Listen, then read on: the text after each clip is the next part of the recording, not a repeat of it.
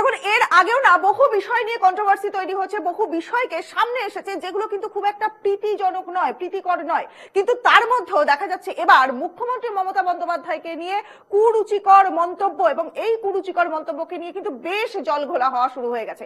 এর আগেও আমরা দেখেছি অনুব্রত মণ্ডলের যে অডিও কাণ্ড, নিশ্চয়ই আপনারা ভুলে যাননি। তারপরে বিক্রমজিৎ সাউয়ের ফেসবুক লাইভ, বোলপুরের আইসিকে তীব্র আক্রমণের যে রেশ তৈরি হয়েছিল, একটা উত্তেজনার পরিস্থিতি তৈরি হয়েছিল, সেই রেশ কিন্তু কাটবার আগেই, সেই উত্তেজনার পরিস্থিতি কাটতে না কাটতেই এবার মুখ্যমন্ত্রী মমতা বন্দ্যোপাধ্যায়কে নিয়ে কুরুচিকর মন্তব্য তৃণমূল ছাত্র পরিষদের সহসভাপতি প্রীতম দাসের। তার নামে একটি চ্যাট, সেটা ইতিমধ্যে ভাইরাল হয়ে গেছে। যদিও প্রীতম দাস তিনি কি দাবি করছেন, তিনি বলছেন যে এই চ্যাটটা তার নয়। বিষয়টা নিয়ে তিনি থানায় অভিযোগ দায়ের করেন।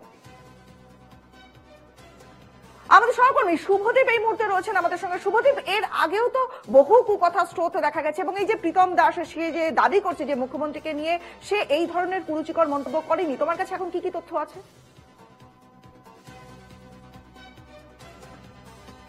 বীরভূম জেলায় কিন্তু এই কুরুচিকর মন্তব্য বা এই জাতীয় জিনিস নিয়ে কিন্তু রাজ্য রাজনীতি উত্তপ্ত হয়ে উঠেছে বীরভূম জেলাকে কেন্দ্র করে, এবং তারই মধ্যে একটি নতুন সংযোজন হলো এই প্রীতম দাস বলে তৃণমূলের বীরভূম জেলা ছাত্র পরিষদের সহসভাপতির একটি হোয়াটসঅ্যাপ চ্যাট ভাইরাল হয়েছে, যেখানে কিন্তু দেখা যাচ্ছে মুখ্যমন্ত্রীকে একটি কুরুচিকর ভাষা প্রয়োগ করা হয়েছে, এবং সেই নিয়ে কিন্তু তৃণমূলেরই কিছু লোকজন সোশ্যাল মিডিয়ায় ইতিমধ্যে পোস্ট করতে শুরু করেছে।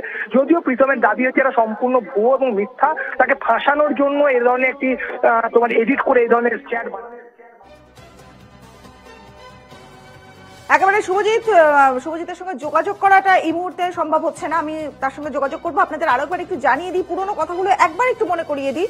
অনুব্রত মণ্ডলকে নিয়ে, তাকে নিয়ে যে অডিও কাণ্ড তৈরি হয়েছিল, বিক্রমজিৎ সাউয়ের একটা ফেসবুক লাইভ, বোলপুরের আইসিকে নিয়ে আক্রমণ, এবং তারপরেই এখন মুখ্যমন্ত্রী মমতা বন্দ্যোপাধ্যায়কে নিয়ে কুরুচিকর মন্তব্য, এবং সেই মন্তব্যের অভিযোগ উঠছে প্রীতম নামে একটি যুবকের বিরুদ্ধে। সে পরিষ্কার বলছে যে সেই এই ঘটনায় অভিযুক্ত নয়।